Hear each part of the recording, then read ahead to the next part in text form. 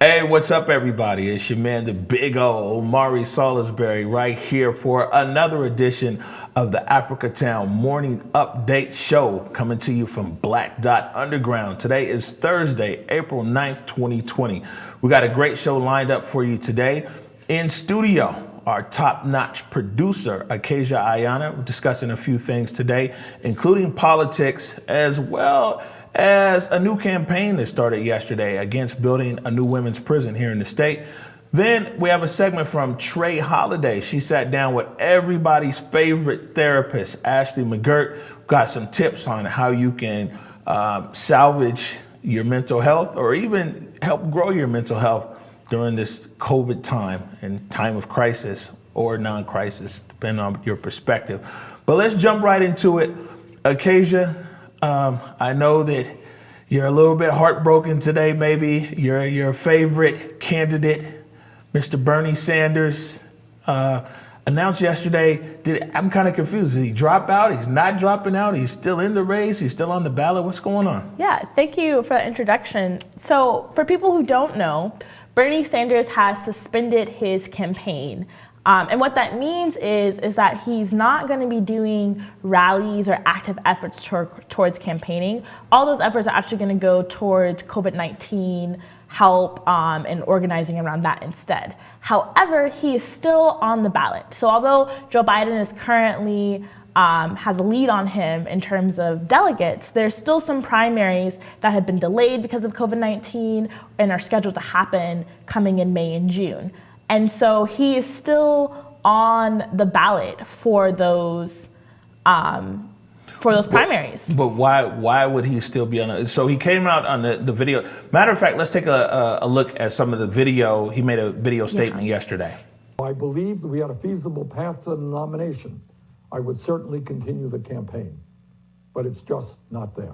Sanders trails Joe Biden by more than 300 delegates, but he said he's keeping his name on the ballot in states that have yet to hold primaries, hoping to force Democrats to adopt some of his more liberal views. So here, maybe I'm a layman, but it sounds like he's getting out of the race, but then, like I said, he's still on the ballot.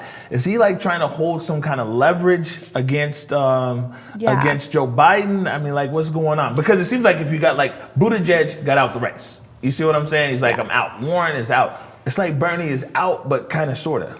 Yeah, so, I mean, the goal in staying on the ballot and getting as many delegates as possible to vote for Bernie Sanders is that when the Democratic convention happens, he wants to have as much support towards his issues because that can influence the Democratic Party. So for folks who don't know, a lot of Bernie Sanders, a lot of his campaign points, 5 years ago, they would have been considered extremely radical, but we're now seeing a lot of those values shift into the mainstream. And his goal in trying to get as many delegates as possible is to continue to impact the Democratic Party to include some of his really big campaigning points into, their nominee.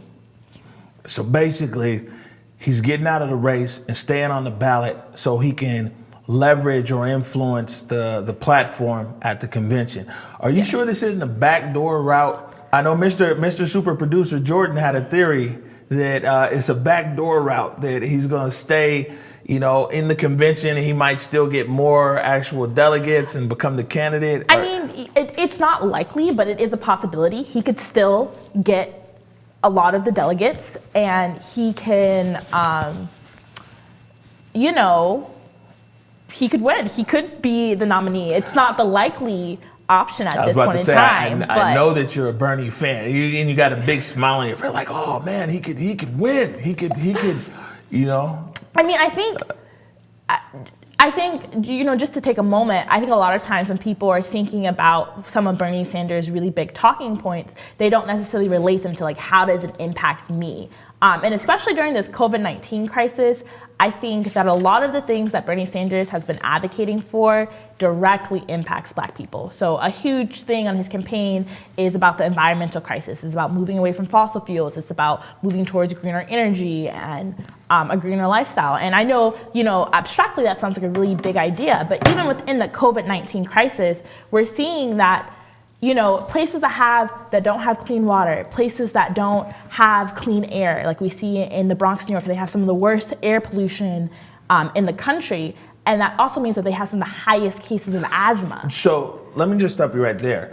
Do you think that part of Bernie's failure to connect with older and middle-aged black people might have been that disconnect right there? Because he's like, we need a great environment and we need this and that. And people are like, yeah, whatever. But now COVID is showing a direct effect, especially now when we talk about the disproportionality that we've been discussing as far as how COVID is affecting black people. Yeah. Do you think that previously to this point, people maybe didn't make that connection between the environmental state that they're living in and Bernie Sanders' platform? Yeah, absolutely. I think that, Sanders' campaign didn't do a really great job about taking some of his really big issues and making them everyday for some of his constituents. On average, when we're just talking about, the Bronx has bad air pollution, or Flint doesn't have clean water, or a lot of the different environmental issues that impact black communities across the country, they seem like singular things. But right now we're seeing those environmental issues have led to conditions that people have, such as asthma, lead poisoning, heart disease, diabetes, food deserts, all these different compiling issues that are all tied to your environment are now making those same black communities more vulnerable to COVID. Right. So something interesting that happened as well is that Governor Inslee, and, I give him a pass on a lot of stuff because his pops won a state championship. His dad was a coach at Garfield High School in the 50s, and he won a state championship. Although Governor Inslee went to Ingram, who knows where that school is, but his dad won a championship at Garfield. So I try to give him a pass. But the thing is without this COVID crisis, or whatever you want to call it, no one would have realized Governor Inslee's leadership ability. Because on a national stage, like, he's being recognized everywhere. Like, wow, this is a good leader. Look how decisive he is. Look how proactive he is. Look what a great communicator is. And of course, the ship has sailed because, when he was running for president, he couldn't get any traction because of the way that the communication strategy is about even running for president. And so some of these guys, it's trial by fire. And so now Inslee, although he can't run for president, people are like, wow, this guy might be a pretty good leader. Yeah, I think that there's definitely a shift in attitude. I think governors across the country are being evaluated, they're being scrutinized. Everyone's looking very closely at what different governors' choices are. But I also want to say that I think Governor Inslee, in comparison to a lot of other governors across the country, has been able to come into a position where, here in Washington, we have AppleCare, right? We have a $15 minimum wage. We have a lot of things in place in our, state and city, even in the city of Seattle, that helps create a cushion for when crises like this happens, which is why I think Seattle is in a different situation than New York is.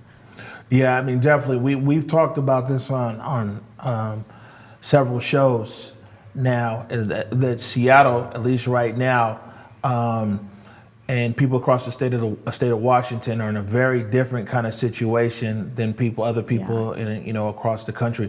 Here when the first came, it was low anxiety. People already knew, okay, well, I'm not going to get evicted. I'm able to do this or do that or whatever. Where a lot of people, man, it came down to first, it was like they needed to pay their rent or get gone. People are organizing, in other places where eviction moratorium hasn't been put in place. People are just flat out refusing to pay rent. They're organizing rent strikes and things like that. And even here we have our city council actively organizing and trying to appeal to Governor Inslee and to Congress to not just have rent, eviction moratorium, but to have rent moratorium, to put a whole pause and suspension on rent and mortgages. And so, the situation here in Washington is very different, I think, than a lot of other places in the country, such as Detroit and Louisiana, who we're now seeing are going to probably be the next big hot spots for the COVID-19 crisis. Man, definitely. I think we'll probably dive back into that. Now, something else that occurred yesterday is there's a new campaign that launched here in Washington State. It's called No New Women's Jail, or No New Women's Prison. I want to get it right because I don't want these people mad at me. But basically, it's a new campaign that launched across social media, kind of wanting to encourage Governor Inslee to halt construction on a new women's prison that's planned in Thurston County. It's supposed to house, I think, 700 female prisoners. A lot of big names have already gotten involved in this. So locally, some of the usual suspects in a good way that you would expect on this issue, like Nikita Oliver, who you interviewed a few weeks ago about the early release of prisoners and inmates in juvenile detention and federal detention in King County Jail and DOC. She's joined this campaign for no new women's prison, but who else has joined the campaign? Yeah, so yesterday, Angela Davis, who is a scholar, she's a professor, she's a former Black Panther, and was a part of the Communist Party in the 60s and 70s, she made a video urging Governor Inslee to, halt construction on this jail. If we can go ahead and play that video. We don't need any new women's prisons. As a matter of fact, we don't need any new prisons at all, certainly not in response to overcrowding. Overcrowding can be dealt with by releasing people from existing prisons. As the world engages in social distancing, people in prison are telling us that they are now under death sentences. The vast majority of women in prison suffered gender violence before they were admitted, and they continue to be targets of violence inside. Black women represent 4% of Washington State's population, but 18% of those in prison. To Governor Inslee, stop investing in racism. Stop criminalizing women, men, gender nonconforming people, especially people of color. Redirect resources to housing, healthcare, education, and childcare. All right, so people my age definitely know who Angela Davis is, but for other people who might be tuning in, who aren't quite tuned in, who is Angela Davis, and why is this video impactful? Why does it make it impactful that she made a video? Yeah, so Angela Davis, in her younger years, she was a Black Panther. Now she's a professor at one of the University of California schools, and since the 60s and 70s, she's been an abolitionist. She's been actively working and advocating to in prisons and to specifically kind of advocate for the ways in which Black people are disproportionately impacted by incarceration. And so, in the video, she's bringing not just her academic expertise, but her long history of activism to bring attention to this new jail that's being built here in Washington. So some people probably need to be in jail. That's just my opinion. Man, there's an element, there is a percentage in our society that probably shouldn't be walking around because of the crimes that they've committed. So are they saying that no one should go to jail, or are they saying that instead of building jails that, that investment should be put into resources to keep people from reaching the point where they need to be incarcerated? Or are they saying that people who are currently in jail, maybe instead of just incarceration, there should also be rehabilitation, so when they get out, it lowers their recidivism. The reentry? Yeah, I got you. The getting locked back up rate. Well, I just want to preface and say that, I'm still learning a lot about abolitionists. And that's an interesting term because, I think the average person, when they hear abolitionists, you're thinking, 100 plus years ago, and people who worked in slavery. Yeah. But what's the modern use of the term? Abolitionist refers to someone who wants to end the prison industrial complex altogether. Abolitionists, to my understanding, they do not believe in prisons at all. And they believe that, the truth is, in, the viewpoint of an abolitionist is that prisons do far more harm to vulnerable communities than they do any good. A lot of times prisons don't even actively protect people who commit harm. There's tons of people who have committed crimes and harmed people who aren't in prison and are still in society. And abolitionists believe that it is a community's responsibility to rehabilitate and hold the folks who do harm in their community accountable. And so, I mean, it's a very different mindset. There's lots of writings, and it's a whole kind of different So way it of sounds like it's shifting. actually a movement, just like the abolitionist movement Yeah, for previously sure in it American is. history. Okay. For sure. And I mean, so I think the other part of this is in recent years, Michelle Alexander, she wrote her book, The New Jim Crow, where she talks about how the legacy of Jim Crow is directly impacts and shape our current prison and jail system. And then we have Ava DuVernay's film 13 that she released that talks about the prison system and the bail system and things like that. And so even in our popular culture, we're starting to have more conversations and more dialogues on a mainstream platform about why prison is unethical and what makes it dangerous for people. Man. So basically, we're really learning a lot here because I'm in the seat over here like the know-it-all, but I'm not scared to say when I'm learning something new. So thank you, Acacia. You gonna stick with us for another segment? Yeah. Okay, we're going to take a short break right now. When we come back, we want to jump back onto the topic of the disproportionality on the impacts of COVID amongst Black folks like ourselves, but also the Native American community. This is the Morning Update Show right here on the Africatown Media Network.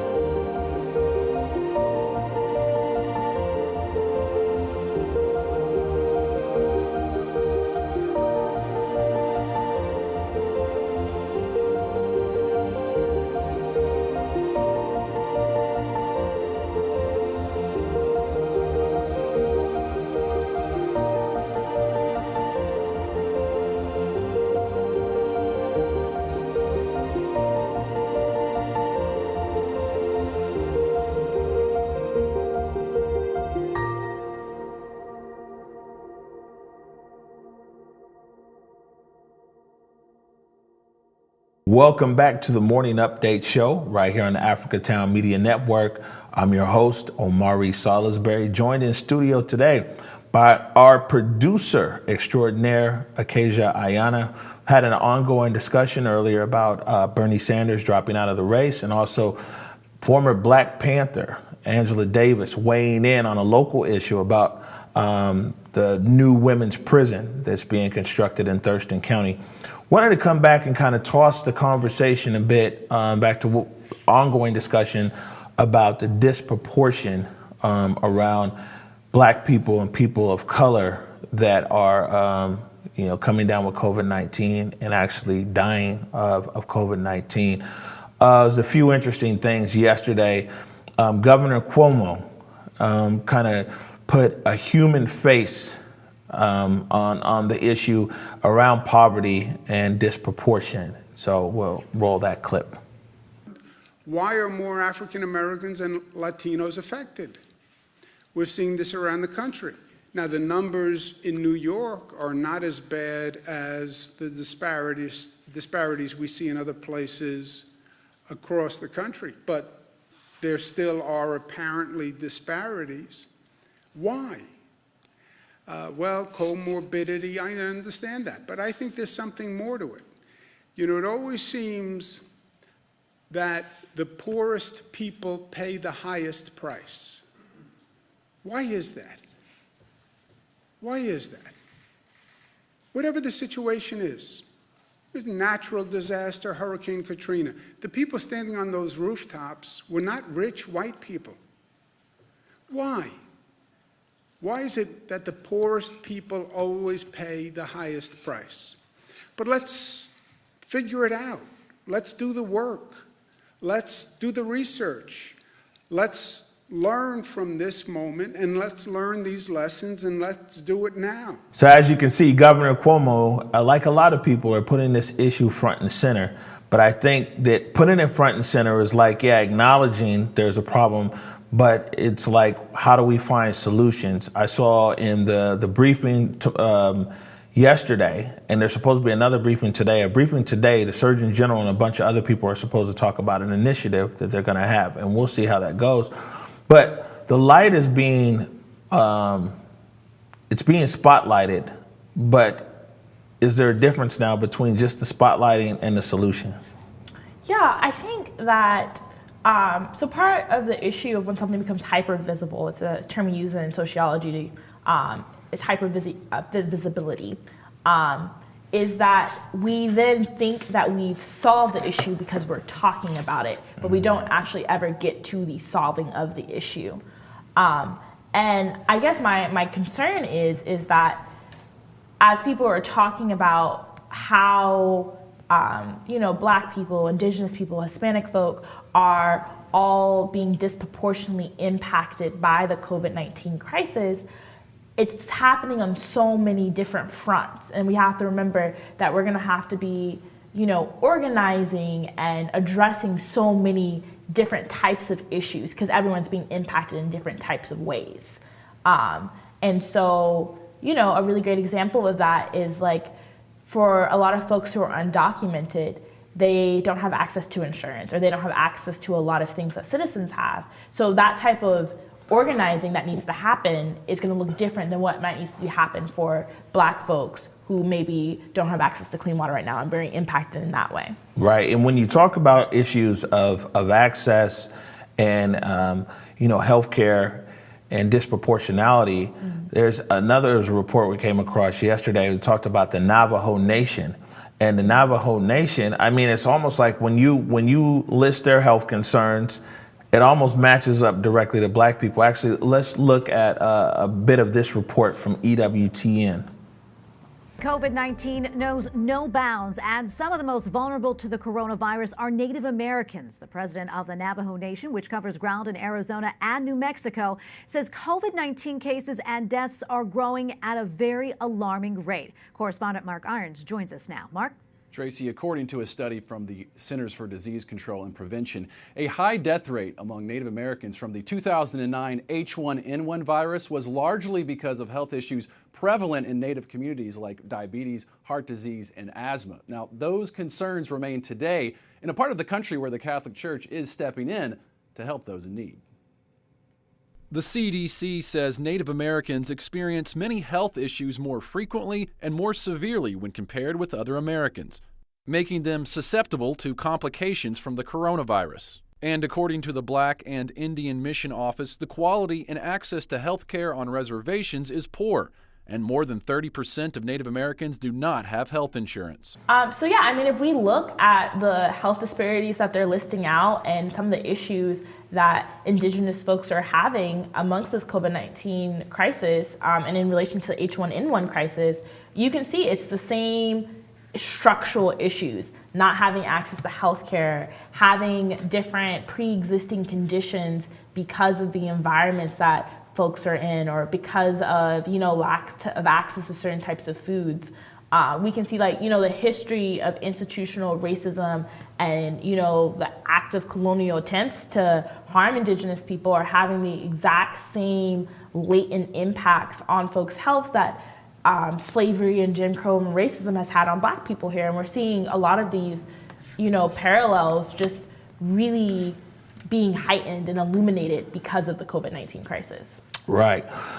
Acacia, want to thank you. You know what I'm saying? I know you're very busy, always researching stuff for us. The job of a producer/researcher never ends here at the Africatown Media Network.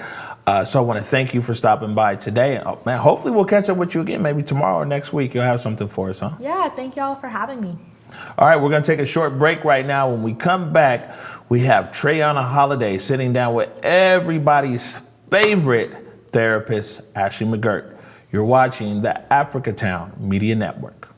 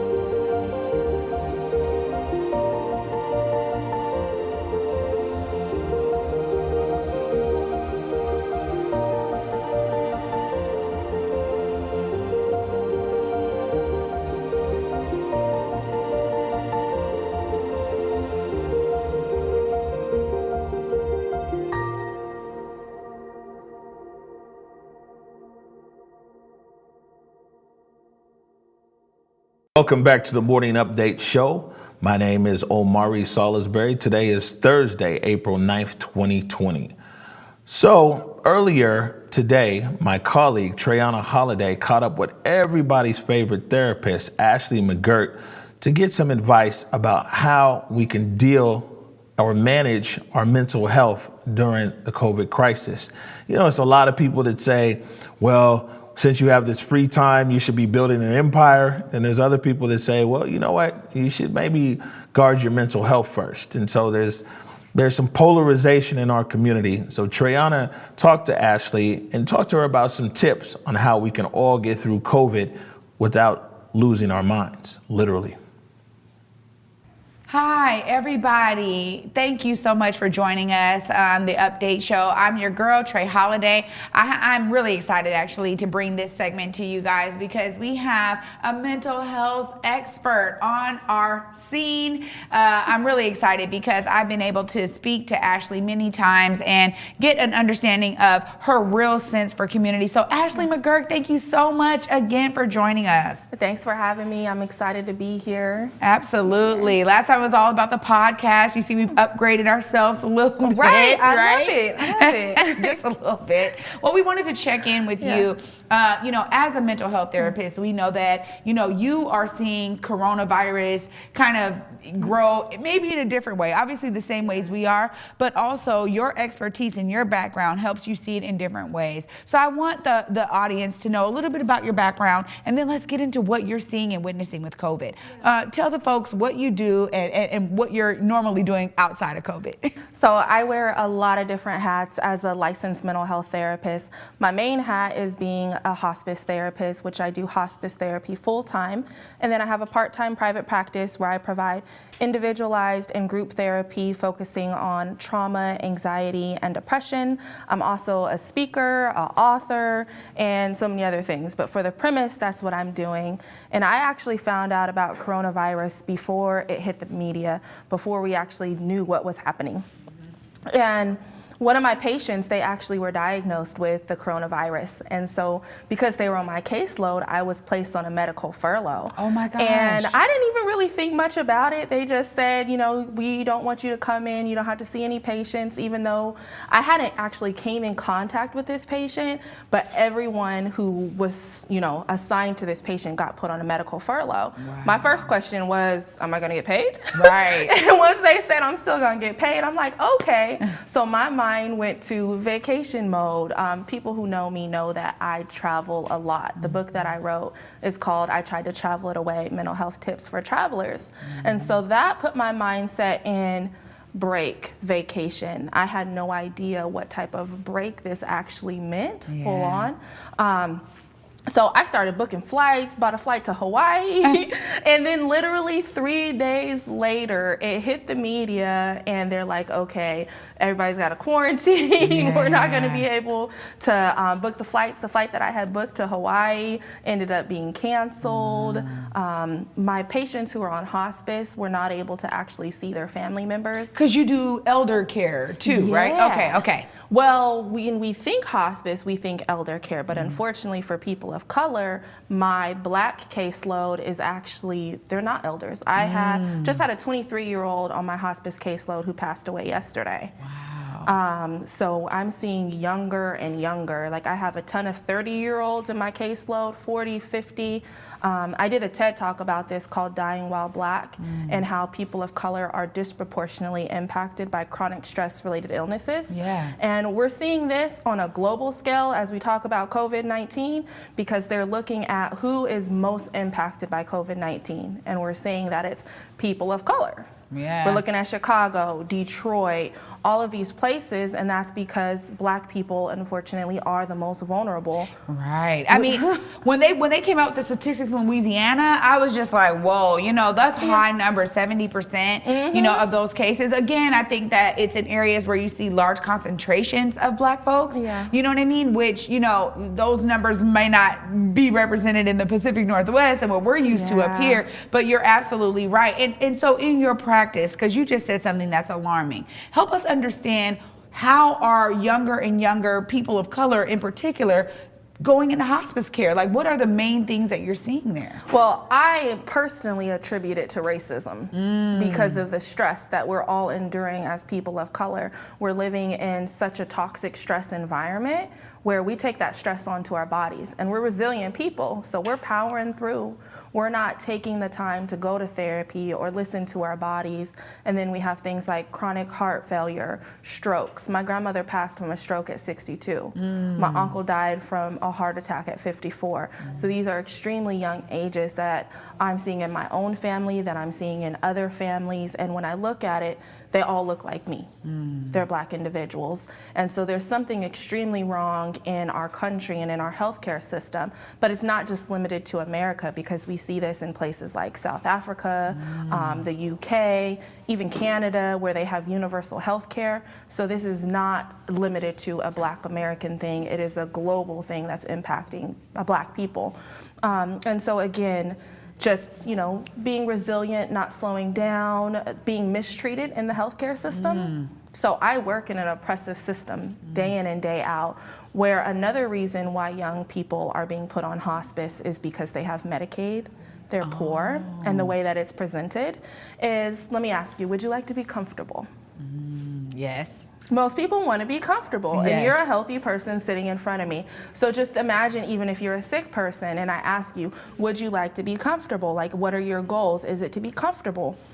And so as a healthcare provider, which is really messed up, some things that occurs is they will ask you, do you want to be comfortable? And then they will put you on hospice. And when you're on hospice, you no longer receive aggressive treatments.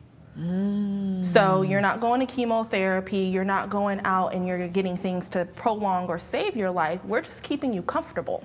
And most not most, so I take that back, not most, but a lot of healthcare providers will just present it that way because you have Medicaid and we're not going to spend thousands of dollars to treat you on these aggressive treatments when we know we're not going to get a high reimbursement rate. So why would I try to save your life when I could just put you on hospice and help you end your life comfortably? Oh my word. And so my that God. is why we are seeing large numbers of Black people on hospice at a young age, because you're a Black person in front of me. You just told me you want to be comfortable. Yeah, that's right. Because who says they don't want to be comfortable? Like, I mean, Yeah. the question inherently evokes a yes response. Yes. Yeah, because, especially if you're dealing with any health concerns that are already making your life uncomfortable. Yeah. I mean, so thank you for explaining that. So really there's disparity in the way the systems are built. And we know this and we've seen this. It's been coming out, year after year. And this isn't all hospice. There's a whole movement that really talks about hospice is all about killing individuals and that this is what we do. I wouldn't work for an organization like that, but I do see how before people get placed on hospice, these are the conversations that are happening. So my role then is to ask them, what are their real goals? And once I find out that their goal is maybe aggressive treatments or to prolong their life, I have a conversation with my medical doctor and ask him and say things like, okay, their goals aren't aligned with hospice. Of course they want to be comfortable, but they actually want to go out and do these treatments that they weren't aware that they couldn't do this when they were on hospice. They want to do physical therapy. They want to get stronger. They want to be with their families. They don't want to just be home relaxing until the end. Right.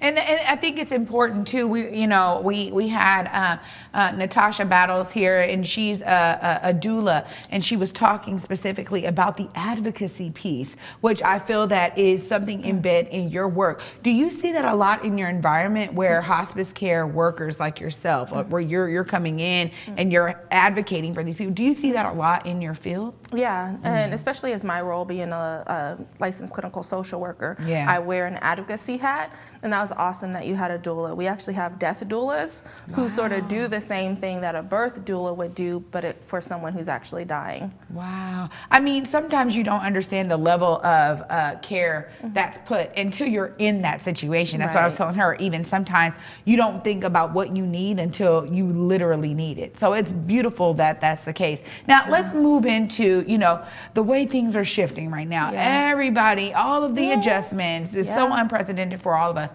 What has it been looking like in terms of, I know you said you were, on quarantine, so maybe for a couple of weeks, you got to do your chill thing and your vacation thing. So what do you feel like? I know you're getting back into it now. And as an expert, what are you seeing? What kind of trends are you seeing during the COVID-19 virus? Yeah. Well, it's been an interesting trend. So in my hospice hat, I've always seen grief. I see anticipatory grief, where individuals are preparing themselves to actually grieve for their family that they're losing. And in my private practice, what I've been seeing and hearing is grief. And even when I ask my friends or just random people, like, how are you doing? I'm hearing and seeing grief. We are collectively grieving, and it's something that we're all going to experience.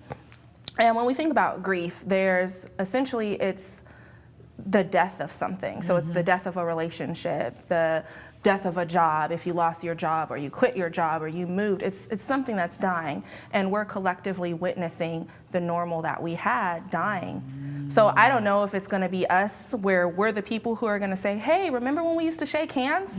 Hey, remember back in the day when we used to give each other a hug? Right. Like, is that something that we're going to see die off? What are we witnessing? We don't really know, because it's such an anxious and unprecedented time that we're living in. But I am seeing and hearing grief overall.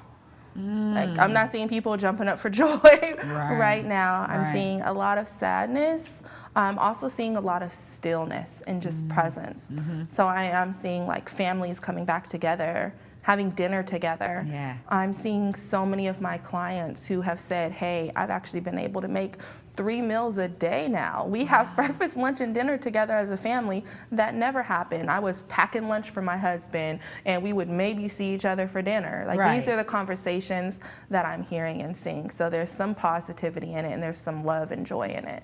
So really, it's hitting, I guess, it's hitting across the spectrum in terms of how people are dealing with it and how people are just trying to adjust to move forward, right? I think there's such a large discourse happening in across the world at this point, because it's happening all over the world, in terms of all of the adjustments that we have to make, right? And people are like, okay, well, you know, let me get used to being a teacher at home with my kid. Like, let me get let me day in. And that's one of the things that I love, is that resilience piece, right? And so as a mental health expert, what are some great tips that folks can be doing right now to keep themselves in that positive mental health space, and staying atop and afloat during a time like this, like you just described, is really full of grief? How do people really deal with that and push on? Well, there's different stages of grief that we're all going to experience. We may not experience all of them, but we may come to it, whether it's like anger, shock, denial, acceptance, all of these different things. So I just encourage everyone to, one, remember to breathe, stay calm, and do the thing that brings you joy.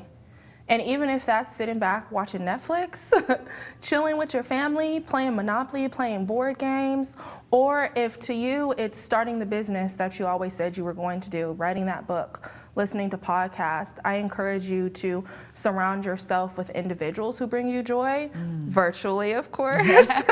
But, you know, your friend who always makes you laugh, or someone who tells funny jokes or just brightens your spirit. It's important to really surround yourself around good people.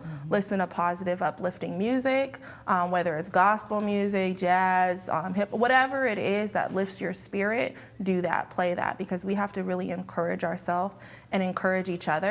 Are you familiar with the parable of spoons? No.